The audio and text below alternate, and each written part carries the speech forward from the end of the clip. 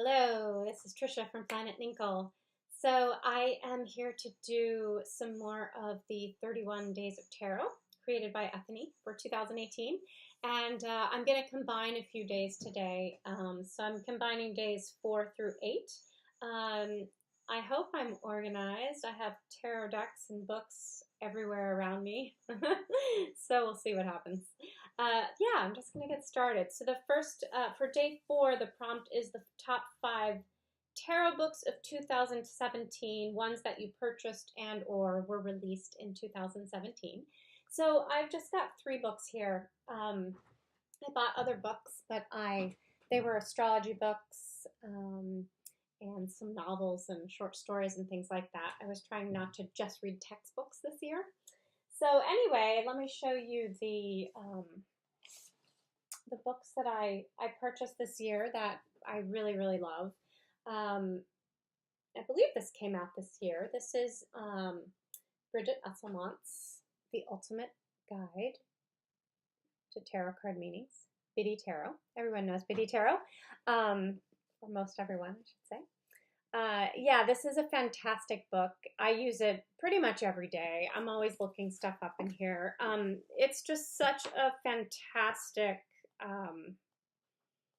it's such a fantastic guide to the tarot. So let me just show you a quick layout. So for example, the Justice card, you get the keywords for upright and reversed. Some quotes, which is really fun. The quotes are always really good. For example, for the Justice card, the time is always right to do what is right by Martin Luther King. You get a short description of the actual image, and she uses the Rider-Waite. And then you get the general meaning of the card, and it's pretty long. There's really good description of everything. And then she breaks it down into the meaning for career, work, finances, personality types, relationships and love, spirituality, health and well-being, and then she also gives card combinations. So, for example, Justice and the Two of Cups is a legal marriage. So yeah, these card combinations were super helpful as well. So yes, very in-depth book. I use it all the time. I love it. So that's one. And then the other book that I have that I love is Tarot and Astrology by Corrine. And this is fabulous. Like I mentioned in my last videos, I've been learning astrology. I'm not hardcore into any course or anything. I'm just learning bits here and there. It's been profound. It's been life-changing. And in terms of tarot readings, wow, there are some times when cards don't make sense to me, and then I look up the astrological correspondence. It's like, oh, wow, now that makes sense. So yeah, it's just really neat. So yeah, a couple of other people have showed this book. It gives all the correspondences, like, for example, Sagittarius corresponds with the Temperance card, and it will give you a description about why. And then it goes into all the minor arcana, like here's the Four of Swords, and that is Jupiter in Libra, the Lord of Rest from Strife, and it will give a description there. Yeah, great book. So I'm slowly learning these different correspondences. There's a lot more in this book that I haven't even delved into. There's a lot here. It's great. And the third book that I have is Tarot for the Healing Heart, and I heard about this on Tarot Alchemist channel. This is Christine Jette. I don't know. I haven't worked with this book that much. I like what I've read, and I did this one very amazing meditation. It's called A Fresh Perspective of Disease meditation. That was mind-blowing, and it was during a time that I was doing some shadow work, and actually I'm going to talk about that in just a minute. But there's this place in the meditation. This is like a tarot reading and a meditation that she has you go back in time all the way to the womb. And I'm telling you, it was very insightful. when I got back into the womb, I mean, I rolled my eyes at this. I was like, this is lame, but I did it. And it was incredible. When I got back into the womb and I was in the womb, all of a sudden, things outside of my apartment just started exploding. Like, and I don't mean literal explosions, but there were like people screaming, cars beeping at each other. It was nuts. And I was like, oh, maybe that's what was going on when I was in the womb. That's crazy. Anyway, it was a mind-blowing experience. It was it blew me away. Anyway, so I don't have too much to say about this book because I feel like there's so much I can still delve into this book as well. But what I did do was amazing. All right, so the next prompt is, the card that stalked me in 2017. Yeah, so I have two cards that stalked me. One is a court card, and that is the King of Swords. And especially from the Druid Craft, this one, and the Anna Kay, this one came up for me quite a bit too. I have a very special relationship with this one in particular. Yeah, so I did a lot of shadow work this year, especially in the summer. I think it was around the time of all those eclipses and things that were going on. And I was really, really delving into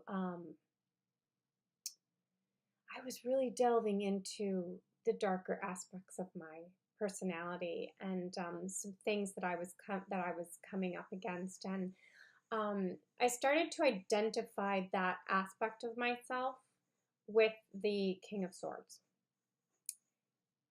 And then this was a whole process.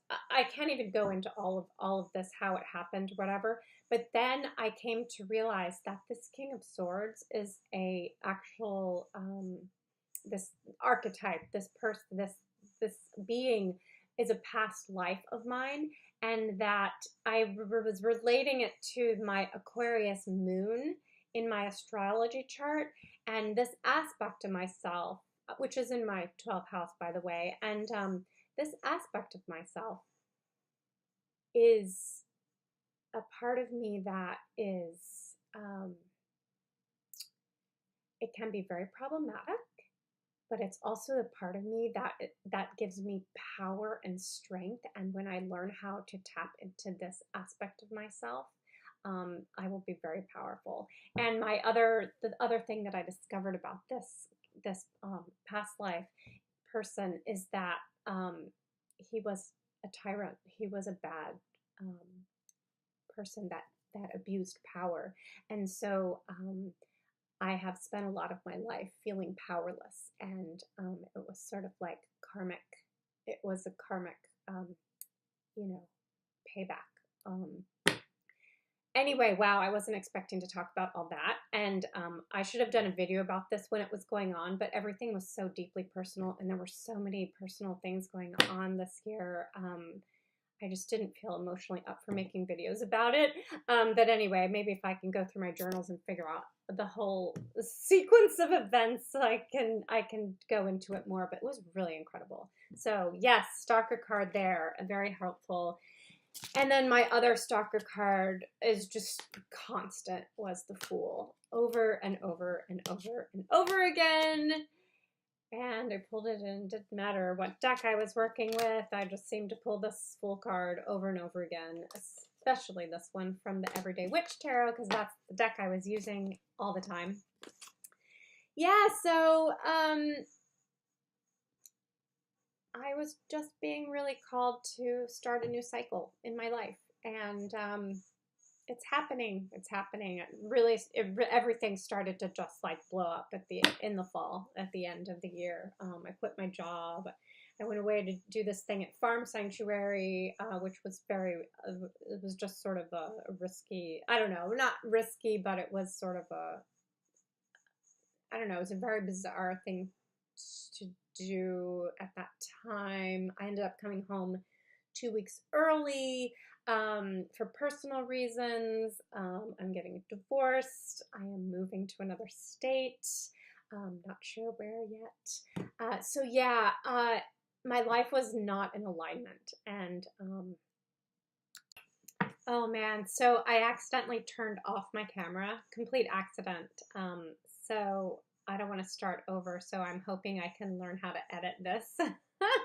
I've never edited before, so yeah, see what happens. Anyway, I was saying that my life was, yeah, my life was not in alignment, and I feel like I was just like shrinking, and my life was getting smaller and smaller, and I was getting smaller and smaller, and yeah, the Fool card was just like, dude, you just gotta do what you know you gotta do, which was to just start over. I just needed to start over everything. So that is happening. Yeah. So enough of that. All right, so let's see. The deck I finally crossed off my wish list in 2017. It should actually be which deck didn't I cross off my wish list in 2017. So I went crazy. I just went crazy with buying decks and Oracle and Tarot decks.